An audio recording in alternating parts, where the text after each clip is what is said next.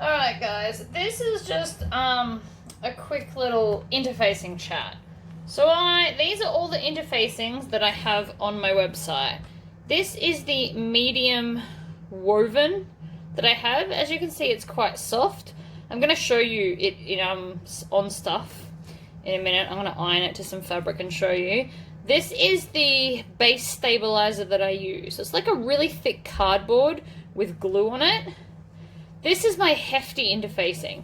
So if you shop at Spotlight in Australia, it's pretty much it is Formfuse 1600, but just a different brand, so it's not technically called that. The Formfuse 1600 is made by Charles Parsons. This one comes from a different supplier. So I've decided to call it hefty because the extra heavy non-woven iron-on is just a lot to say.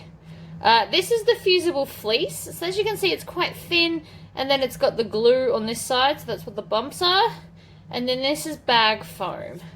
So I'm just going to give you a little look at what it does to just a normal, this is just like a cotton fabric, so it's like quilting cotton.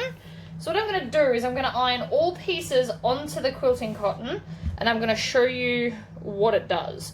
So let's start with the medium woven. So this particular medium woven, this is what I use for the lining interfacing of my bags.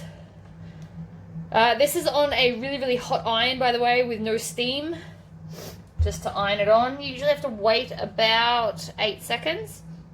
The next step up, the next one I'm going to put on is the hefty or Formfuse 1600 equivalent.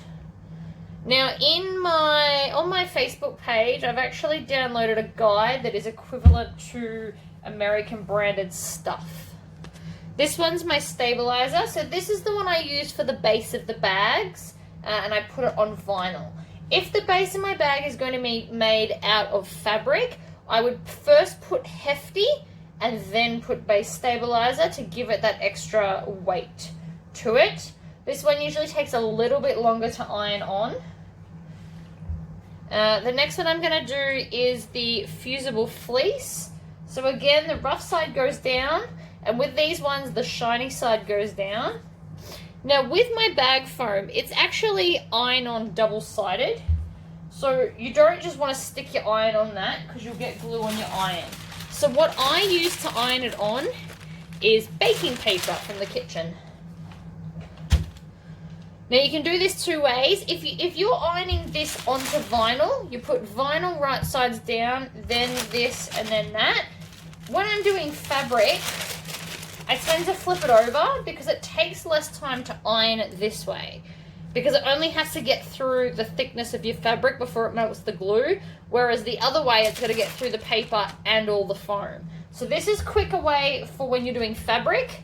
But if you're doing vinyl, you do it the original way where it's over like that.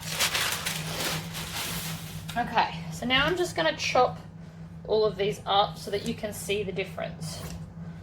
Because lots of people ask me, how do you know what to use? And I'd like to actually be able to give you an answer, really. So these are all approximately 2 by 4 inch pieces, just to give you an idea of what's going on.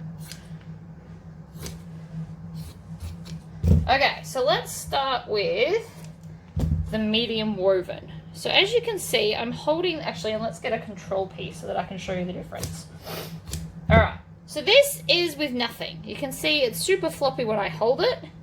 And then this is with the medium woven. So if you can see how much it flops, this one flops less, and it obviously makes it a little bit thicker and smoother. So you can see it's not as floppy, but it's still quite flexible. So that's why I like to use this for linings. It gives stability to the fabric without doing too much else to it. The next one I use is, so this is hefty. So this is my hefty compared to my control. So it's got a lot more weight without being too thick. So when I use, I'll get to them in a minute, but when I use foam and fleece, I usually put a layer of this as well, because this is going to help the bag to stand up straight. So if you see me trying to stand that up, compared to this one. So this one I just have to hold and it stands up almost dead straight. This one I've kind of got to hold the whole way along the bottom and do a little maneuver. If I just hold it the same way as this, it won't stand up straight. So that's what Hefty does. Then you've got the fleece. So the fleece is actually giving it a little bit of padding to make it a bit softer. So fleece is really good for a bag when you don't want super thick foam. So you can see the difference in the thickness there. So the foam makes it super, super thick, squishy, and firm. The fleece makes it slightly firm and just slightly padded. So usually when I use fleece, I will first put Hefty on. So Hefty pretty much goes on everything except vinyl. And then I decide if I want to add a layer of foam or fleece to the bag. And that greatly depends on how big the bag is and how structured I want it. The more structured, I go foam. So most of my bags are foam. But a lot of messenger bags and like littler bags works quite well with a layer of Hefty and then a layer of fleece. So that's pretty much all the ones I have. I don't, off the top of my head, I can't convert it to the SF and the Pallons and stuff because I don't know them. But that's just a quick rundown of the ones that are on my website for you. So I hope that was helpful. Yeah, until next time, guys. Bye-bye.